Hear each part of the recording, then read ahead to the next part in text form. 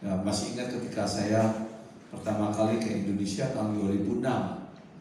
2006 tinggal di Bogor. Ya bukan rumah kita waktu itu karena saya membantu satu yayasan, diizinkan untuk tinggal di rumah pemilik, ya, ketua yayasan. Dan kalau belanja itu ke Giant yang ada di depan Baranang Siang, ya, terminal bus itu. Dan ya biasa kalau saya pulang dari kantor, istri saya minta dibelikan apa, saya selalu mampir ke sana. Suatu sore saya pulang, sampai sana kita jam 5, mulai belanja, beli beberapa barang keperluan yang istri saya minta. Kemudian saya ke kasir, ternyata kasirnya nggak ada, nggak tahu kemana. Jadi saya nunggu, tapi depan saya ada seorang anak perempuan, anak remaja yang menunggu untuk mau bayar juga. Dan ketika mengantri itu saya dengan santai menunggu kasirnya. Akhirnya kasirnya datang. Begitu kasirnya datang, apa yang dia lakukan? Saya dipanggil. Saya dipanggil untuk bayar. Tetapi saya tahu pasti anak perempuan itu sudah di depan saya sebelum saya datang. Kalau Anda anak perempuan itu kira-kira gimana rasanya? Tahu-tahu ada kasir yang langsung lewati dia karena nggak tahu alasannya apa, langsung mau melayani saya untuk supaya saya bisa bayar dan bisa pergi. Saya coba membayangkan anak perempuan itu gimana perasaannya ya. Kesel juga ya, karena dia sudah nunggu lebih lama dari saya. Tapi begitu kasirnya datang, yang dilayani yang nomor 2, yang datang belakangan dilayani, yang datang lebih awal disuruh tunggu. Coba membayangkan itu saja, saya bilang, waduh gak enak sekali ya rasanya. Karena kamu langsung diperlakukan apa? Kelas 2, gak penting. Ada orang yang lebih penting dari kamu.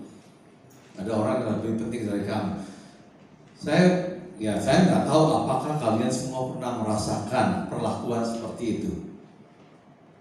Saya pernah, jelas pernah, ya, berulang-ulang dalam perjalanan hidup saya mengalami kayak gitu sering sekali. Betul-betul tidak dianggap, seperti tidak ada, bahkan tidak dihargai sama sekali. Tidak dihargai sama sekali. Saya yakin di sini tidak ada satupun yang mau direndahkan. Ada yang mau direndahkan, diremehkan. Apapun status kita, apakah kita berpendidikan atau tidak berpendidikan, apakah kita berpendidikan tinggi atau tidak berpendidikan tinggi, apakah kita kaya atau miskin, atau warna kulit kita, status apapun kita, tapi menurut saya tidak ada satupun kita yang mau direndahkan. Betul ya? Diremehkan. Sangat gak enak sekali ketika orang memperlakukan kita seperti itu. Nah, ini yang menjadi pendekatan Rasul Paulus ketika dia memberikan perintah kepada Timotius yang waktu itu masih kategori muda 30-an, ya, untuk menetapkan gembala-gembala di gereja-gereja Efesus dan sekitarnya. Ada anak muda, ya, 30-an diperintahkan mendapatkan perintah dari Rasul Paulus untuk menetapkan gembala-gembala yang rata-rata lebih tua dari dia. Wow. Johan, kamu tolong nasihati saya bagaimana jadi gembala ya. Gimana rasanya Johan? Kita duduk ya habis ini ya. Tolong nasihati saya bagaimana jadi gembala yang baik. Gitu ya. Gimana rasanya sih? Intimidasi. Ya, minggu lalu saya ketemu dengan ketua yayasan, pembina, ketua ketua dari sekolah tinggi, para wakil-wakilnya kumpul semua untuk ketemu saya karena mereka tahu saya datang dari Amerika dan mau ketemu karena mereka minta kerjasama dengan sekolah yang saya pimpin. Itu terasa sekali intimidasinya. Dengan kehadiran saya tuh, wow, rasanya mereka tuh terintimidasi banget tuh. Gak enak juga buat saya, gak enak. Gitu ya. Saya datang, duduk, kelihatan muka dia, sikap mereka yang terintimidasi. Ya betul lah ya. Wow, saya gak enak. Nah ini terjadian sama dengan Timotius. Dia merasa terintimidasi, sehingga Paulus perlu menulis ini. Dia bilang gini, dalam 1 Timotius pasal 4 ayat 12, jangan seorang pun menganggap engkau rendah. Jangan seorang pun merendahkan dirimu. Ya, saya juga tahu, saya nggak mau, kalian semua nggak mau. Tetapi Paulus nggak berhenti di situ, karena dia lanjutkan gini. Karena apa? Orang biasa dipandang rendah. Pada saat itu Timotius dipandang rendah, dikhawatirkan dipandang rendah karena dia muda, masih muda. Tetapi seperti yang saya katakan tadi, siapapun kita tidak mau dipandang rendah karena status kita, apapun status kita. Mau pembantu rumah tangga, mau office boy, apapun posisi kita, mau rektor, nggak ada yang mau direndahkan. Nah ini penekanan Paulus jelas sekali bahwa sebagai orang Kristen, sebagai anak-anak Tuhan, tidak seharusnya kita rendah diri, tidak seharusnya juga kita mau dipandang rendah. Tidak seharusnya, karena kita adalah anak-anak Tuhan. Ini penekanannya jelas sekali bahwa kita adalah anak-anak Tuhan, tidak mau sampai direndahkan orang. Sayangnya, gitu ya, banyak sekali anak-anak yang menamakan diri orang-orang Kristen tapi dipandang rendah di dunia bisnis, dunia pekerjaan. Sayangnya, ini nyata. Ketika teman-teman saya berkata, saya nggak mau punya pegawai. Ya, kebetulan saya konsultan dari beberapa perusahaan yang cukup lumayan besar di Indonesia. Mereka berkata, mereka nggak mau punya pegawai orang Kristen. Kenapa? Banyak alasannya. Loh, alasan apa? Dikit-dikit alasan pelayanan, minta pulang cepat. Kerjaan nggak beres, minta pulang cepat, alasannya pelayanan. Udah mendingan suruh dia pelayanan aja, nggak usah kerja. Saya baru saja tahu ada salah satu manajer yang akhirnya dikeluarkan karena itu terlalu sibuk pelayanan. Dia bilang pelayanan di gereja nggak ketangani sekarang. Jadi saya, dikit-dikit minta izin, dikeluarkan sama GM-nya.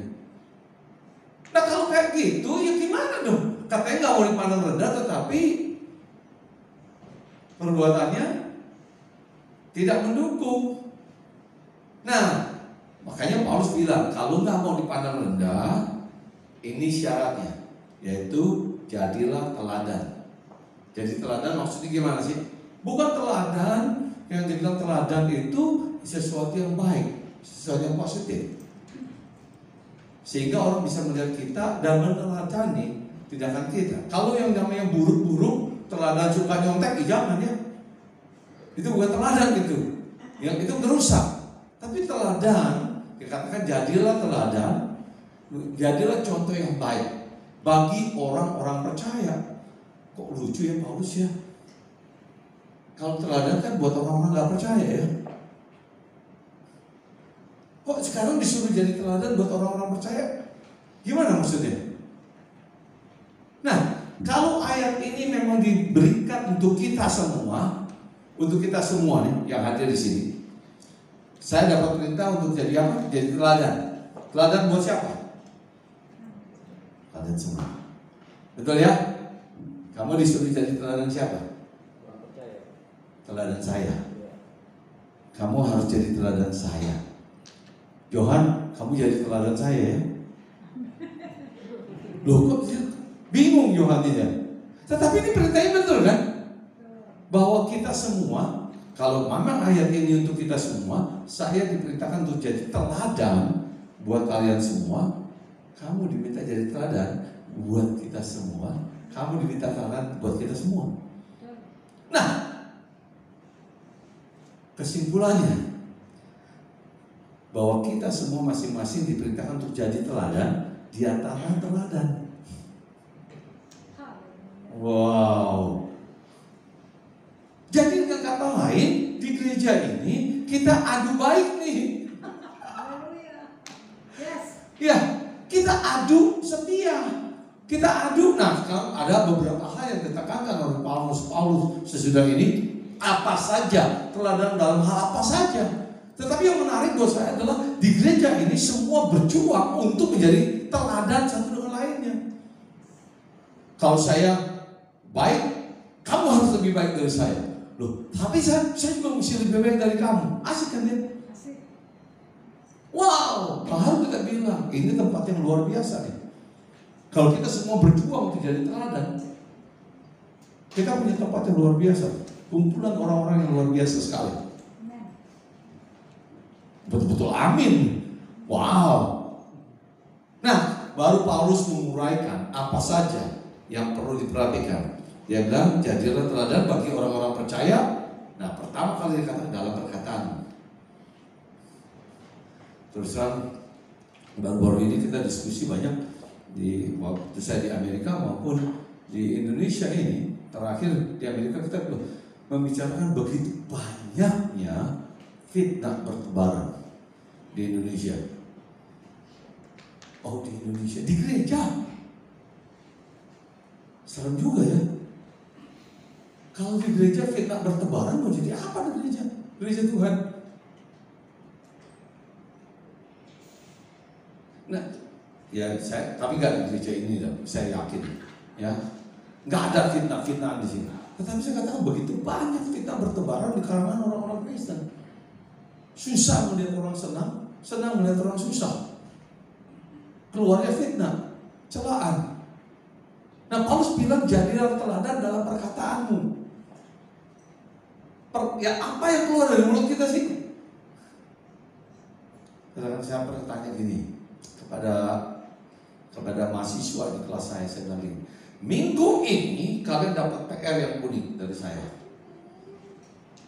Setiap hari saya mau kalian menghitung berapa banyak kata-kata yang baik, yang memuji, yang menguatkan orang lain yang keluar dari mulutmu.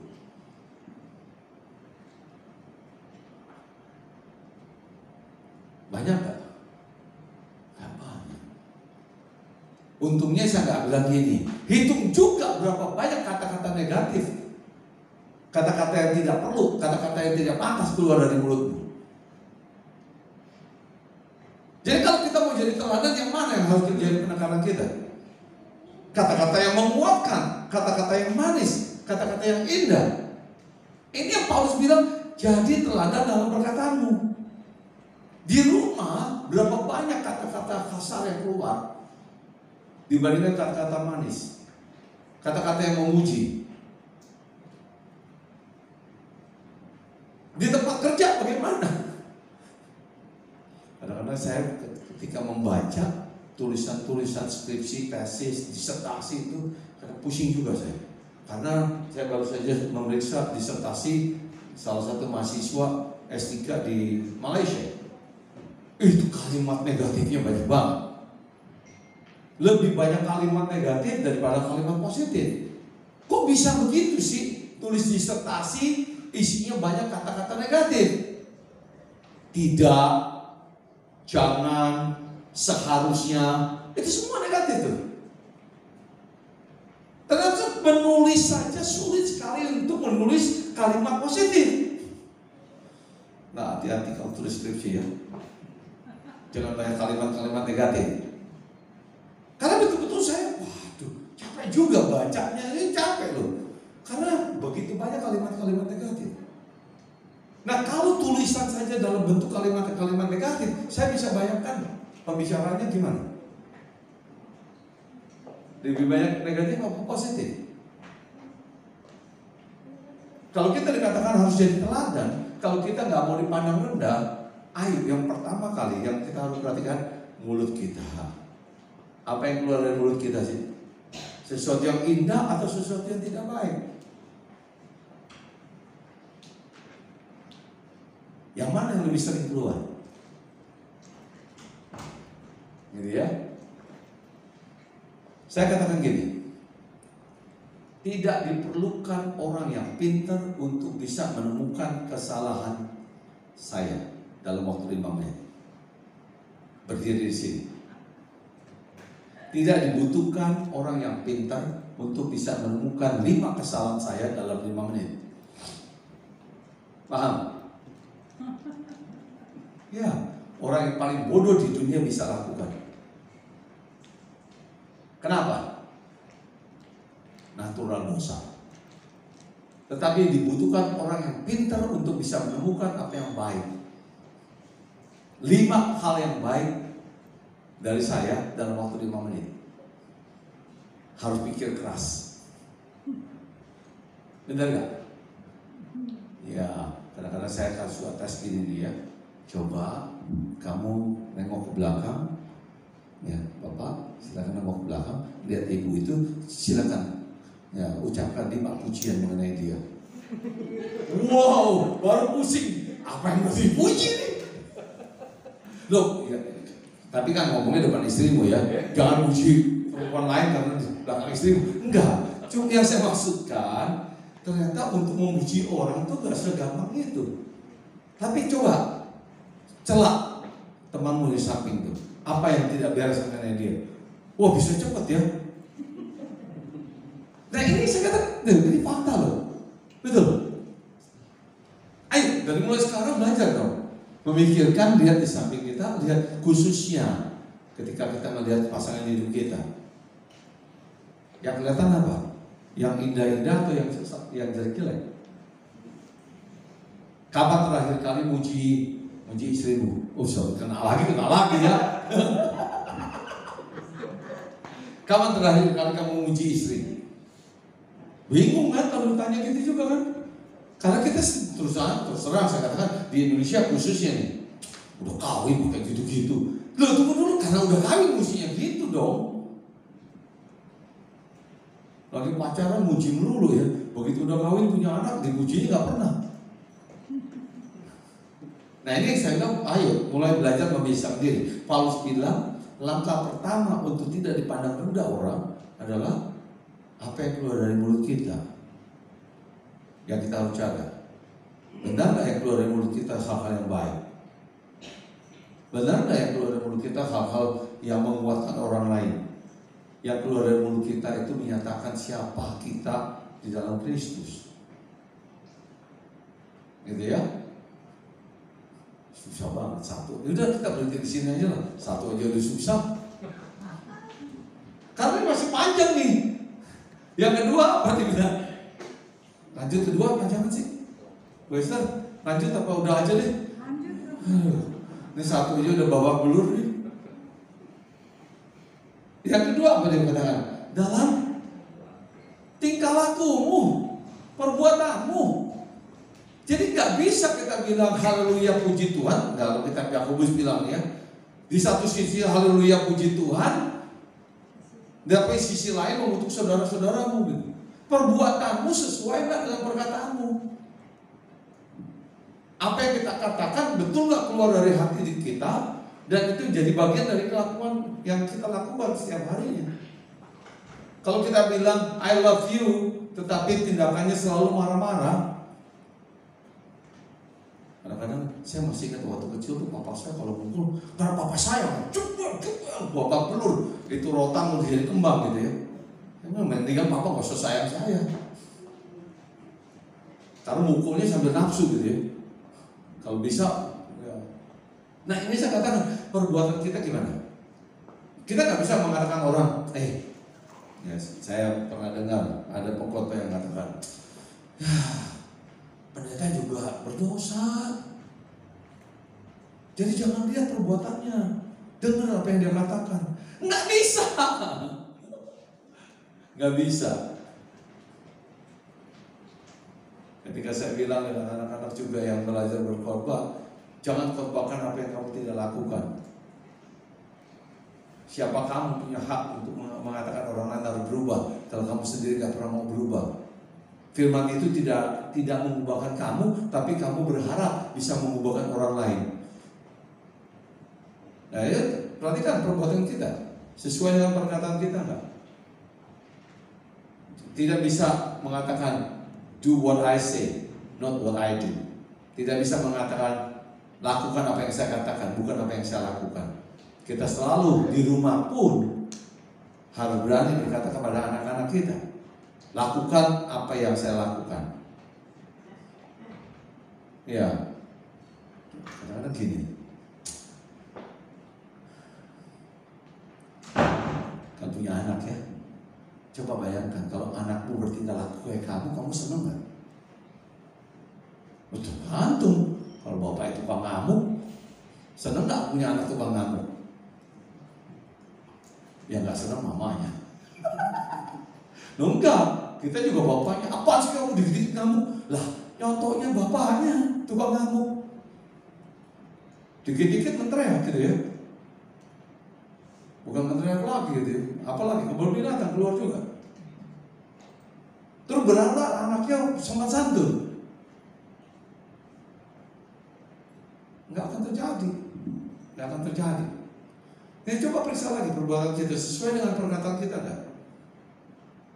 Kalau kita memperkatakan firman Tuhan, perbuatan kita sesuai dengan firman Tuhan dong. Tapi itu kan khusus buat hari Minggu ketika di gereja ya. Kalau keluar udah lain lagi ceritanya ya. Ketika mobil baru kamu ditubruk motor gimana? Ngamuk gak? Kemarin kita kaget sih. Hari apa sih? Hari Jumat ya. Hari Jumat kita pulang agak malam di Lembang itu tiba-tiba boom, bunyi keras sekali. Apa ya? Ya, beberapa saya minggir. Ya lihat, rupanya pintu bagian belakang itu sudah penyok dengan lecet-lecet yang cukup lumayan dalam. Ternyata ada batu besar jatuh dari lereng. Dan saya bilang sama Lala, puji Tuhan juga ya, nggak jatuhnya di kaca. Jatuh di kaca tuh anak saya mau jadi apa nggak tahu tuh. Jatuhnya pas di bawah kaca itu. Dan kerasnya luar biasa. Terus kita ngapain lah? Ngamuk-ngamuk kan ya, mobil baru. Terus yang dikomelin mana? Batunya. Ya balik aja sana, pukulin batunya. Ini sudah melihat main. Kita jalan terus, ya langsung pulang lah. Cuma satu hal saya bilang syukur masih di bagian pintu bawah. Setengah meter di atasnya, saya nggak bisa bayangkan. Bukan cuma kaca yang pecah, batu besar itu jatuh ke anak saya di samping. Waduh, kita ke rumah sakit loh. Nah, hal-hal yang sepele sebenarnya, tetapi hati-hati. Ya, mobil kita masih baru sih ya, walaupun belum baru, ya baru berapa bulan aja sih ya. Tapi enggak, terus mau marah-marah. Ini yang saya katakan. Jadi perkataan dan perbuatan kita harus sama. Kalau perkataan kita memperkatakan firman Tuhan, perbuatan kita sesuai dengan firman Tuhan. Jadilah teladan dalam perkataanmu, dalam perbuatanmu, dalam tingkah lakumu. Yang ketiga, dalam kasihmu. Ini yang paling unik. Karena tidak ada kasih. Karena kasih di sini kalau kalian baca dalam bahasa Yunani-nya bicara agape. Waduh langsung. Karena agape di sini mengatakan kamu mengasihi orang tanpa sama sekali memikirkan dapat apa. Terima kasih pun nggak kamu butuhkan. Karena kamu lakukan sesuatu, dia nggak terima kasih, udah ditolong nggak terima kasih. Lah itu bukan kasih. Itu bukan agape. Nah, salah satu saya katakan keunikan dari kekristenan adalah kasih. Agape itu yang tidak ada di luar, hanya di kekristenan. Dan hanya kita di dalam Tuhan yang sudah menikmati agape, yang sudah menikmati agape, sudah menerima agape, sudah merasakan seperti apa agape itu, dengan kekuatan Roh Kudus yang ada dalam kita, bisa menjadi pelaku agape. Bisa. Kenapa bisa dikatakan bisa? Karena banyak kali tidak rela melakukannya. Tidak rela melakukannya. Sehingga saya katakan bisa. Gitu ya. Sebenarnya bisa, tetapi banyak yang tidak rela melakukannya. Kalau terus yang dipikirkan apa? Cuannya apa nih? Nah kalau udah pikirin cuannya apa, dapatnya apa, itu bukan lagi agape. Tidak bisa masuk. Suatu ketika saya ada satu anak yang tahun berapa ya dia? Saya ketemu dia, saya tolong dia dari kondisi yang tidak bisa apa-apa dan kondisi yang sangat miskin, akhirnya menjadi kerja di BCA sampai pensiunnya kepala cabang utama di BCA. Dari teller, masuknya jadi teller, lulus SMA, nggak bisa sekolah, bukan saja orang tuanya nggak ada uang, dia mau daftar kemudian juga ditolak, akhirnya saya masukkan dia kerja di BCA. Tapi dia ketika pensiun sudah MBA, sudah jadi kepala cabang utama di BCA. Nah saya masih ingat sekali ketika dia pertama kali dia bisa beli rumah, dia bilang apa sama saya? Dia panggil saya Koko ya, Kok ini saya sudah beli rumah sekarang, tetapi rumah ini bukan saya punya, Koko punya. Lalu saya bilang, saya nggak merasa beli. Iya, saya mengerti, bukan Koko yang beli, tapi saya beli. Semua ini ada karena apa yang Koko sudah lakukan. Dia jawab saya, kapan sertifikatnya kirim ya? Saya bilang apa? Saya bilang sama dia, rumah itu rumah milikmu, bukan rumah saya tidak membutuhkan rumah. Jadi apa yang saya lakukan, kalau memang kamu ingin melakukan sesuatu, karena apa yang sudah saya lakukan untuk kamu, lakukan itu kepada orang lain yang membutuhkan, tidak untuk saya. Karena saya nggak pernah menghutangkan budi ke kamu. Ada juga budi yang ke pasar gitu ya, waktu SD ya, si budi ke pasar. Nah itu ada. Kalau utang budi saya nggak pernah kasih utang budi ya. Jadi saya bilang, tolong kalau kamu merasa ingin melakukan sesuatu, lakukan itu kepada orang lain yang tidak akan bisa membalas kamu. Paham? Yang dibilang agape, melakukan sesuatu, mengatakan sesuatu, melakukan sesuatu yang kita tahu pasti dia tidak akan bisa balas. Ya, itu baru kamu lakukan dengan agape, dengan kerelaan sesungguhnya. Bakal dibalas gak? Ya mau dibalas apa? Duit saya lebih banyak dari dia, saya dibeliin rumah juga nggak perlu, rumah saya lebih bagus. Enggak, bukan soal itunya, bukan karena itunya. Karena memang sikapnya harus diutamakan. Kita melakukan karena kita mengasihi dia, gitu ya. Saya punya anak nggak banyak sih. Di Amerika ada 2, di Indonesia ada. Di Amerika yang kandung 2, anak yang lainnya nggak tahu berapa banyak. Kalau di Indonesia ada berapa sih? Terus saya ngarepin apa dari mereka? Enggak perlu, kalau saya pengen mereka jadi anak-anak pintar yang akhirnya bisa jadi berkat buat orang lain. Nah itu yang kita bilang kasih agape. Ayo mulai pikirkan, bisa nggak melakukan sesuatu kepada di samping kita nih? Gitu ya. Yang pertama-tama saya bilang kasih agape itu ditunjukkan kepada pasanganmu dong ya. Kalau istrimu minta tolong cuci piring, agape-nya masih ada nggak? Gitu ya. Udah pulang capek-capek jam 6, oh enggak, pulang kerja jam berapa? Jam 5, sampai rumah jam 7 karena macet. Begitu sampai rumah jam 7, istrimu bilang, Pi, Ayo kita ke supermarket yuk, saya mau belanja. Pengen tahu agamanya masih ada nggak? Lu nggak tahu, gue baru pulang, gitu ya. Agapinya langsung hilang di jalanan, kena macet. Nah itu yang saya mau katakan supaya kita lebih berhati-hati. Yang keempat apa? Kasihmu dan kesetiaanmu.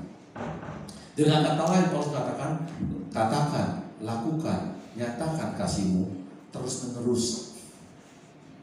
Bukan sekali-kali, bukan kadang-kadang, tetapi dikatakan terus menerus dalam kesetiaanmu. Terus menerus melakukannya, mengatakannya, menyatakannya, mengatakan, melakukan, dan mengatakan, melakukan, menyatakan. Ini penting sekali. Jadi kita nggak bisa cuma sekedar, tapi biarlah perkataan kita, perbuatan kita, kasih kita itu nyata kepada orang lain terus menerus, tidak berkesudahan, tidak ada liburnya. Ya, masalah liburnya Senin sampai Sabtu, Minggu, ya ada karena hari Minggu gitu ya.